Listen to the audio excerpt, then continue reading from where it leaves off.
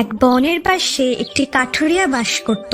কাঠুরিয়ার স্ত্রী এবং ছোট্ট একটি সন্তান ছিল। অসুস্থতায় কাঠুরিয়া একদিন মারা যায়।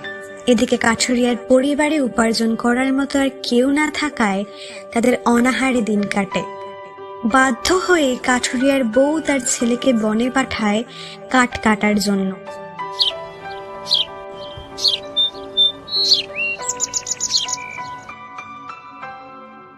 কাঠুরিয়ার সন্তান বনে এসে কান্না করতে থাকে। তার কান্না শুনে সেখানে একটি পরী আসে।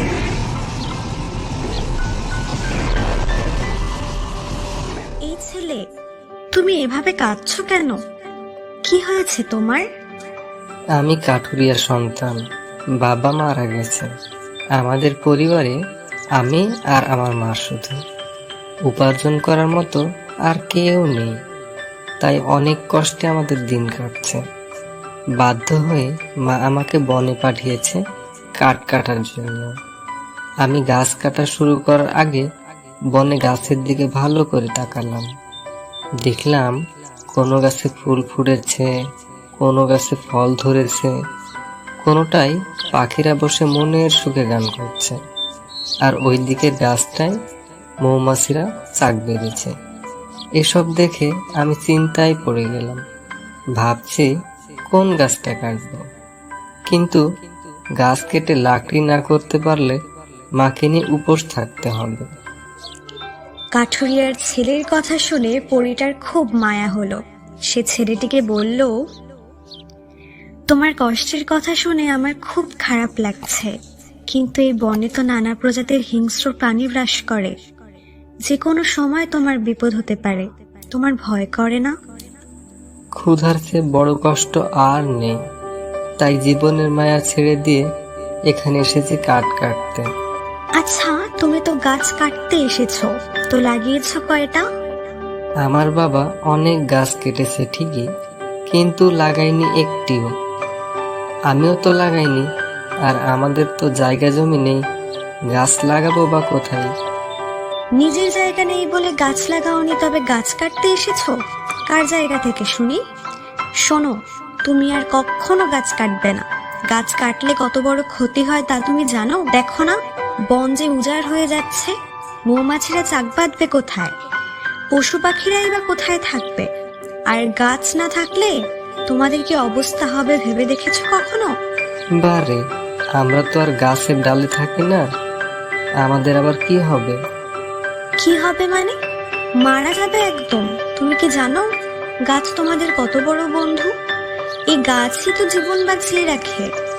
আরে না না, আমরা গরিব বলে এই বনের গাছ আমাদের জীবন বাঁচায়। গাছ কেটে লাকড়ি করে সেই লাকড়ি বিক্রি করে আমাদের জীবন চলে। কিন্তু সব মানুষ তো আর আমাদের মতো গরিব নয় যে তাদের জীবন গাছ বাঁচাবে। এরা তো গাছের দিকে ফিরেও চায় না। আপনি আমাকে এগুলো কি শোনাচ্ছেন? আমার মাথায় তো কিছুই ঢুকছে না। একটু বুঝিয়ে বলুন তো শুনি। ঠিক আছে, বলছি শোনো। অক্সিজেন নামের এক ধরনের গ্যাস আছে। এই গ্যাস ছাড়া মানুষ বাঁচতে পারে না। শ্বাস নেওয়ার সময় প্রতিবারই এই গ্যাস মানুষ গ্রহণ করে। আর এই অক্সিজেন কে দেয় জানো? এই গাছ দেয়। সব গাছ দেয়। যদি অক্সিজেন দেওয়া বন্ধ করে কিছুক্ষণের জন্য, তাহলে ধনী গরিব বলে কোনো কথা নেই, সবাই মারা পড়বে। এখন বুঝতে পারছো জীবন বাঁচানোর জন্য গাছের কত প্রয়োজন? তা বুঝলাম, কিন্তু গাছ না কাটলে আমরা তো না খেয়ে মারা যাবো। কেউ না খেয়ে মরবে না। এতদিন তো এই বনই তোমাদের বাঁচিয়ে রেখেছে, এর পরেও বাঁচিয়ে রাখবে। সারা জীবন ভালোভাবে বেঁচে থাকার জন্য তোমাকে একটা ভালো কাজ করতে হবে। কি কাজ করতে হবে বলুন আমাকে। প্রতিদিন তোমাকে 2টি করে গাছের চারা এনে এই বনে লাগিয়ে দিতে হবে। এতে আমার কি লাভ? শুধু তোমারই না, এতে সবারই লাভ। তুমি বাঁচবে এবং সবাই বাঁচবে। তুমি আমার কথা শোনো, তারপর দেখো তোমার জন্য কি করি। বাহ, এই তো 2টি গাছ লাগিয়েছো। দেখবে এই গাছ দুটি এখন অনেক বড় হবে এক সময়। তুমি আমার কথা শুনেছো? এই নাও তোমার পুরস্কার।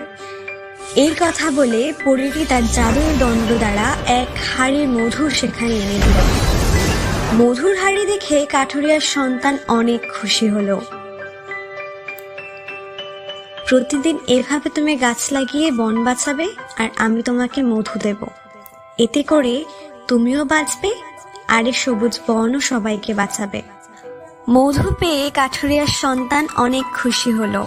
এরপর থেকে কাঠুরিয়ার সন্তান প্রতিদিনই কুঠারের পরিবর্তে চারা গাছ নিয়ে আসে আর যাওয়ার সময় নিয়ে যায় মূল্যবান মধু। সে মধু বাজারে বিক্রি করে তার সংসার চালায়।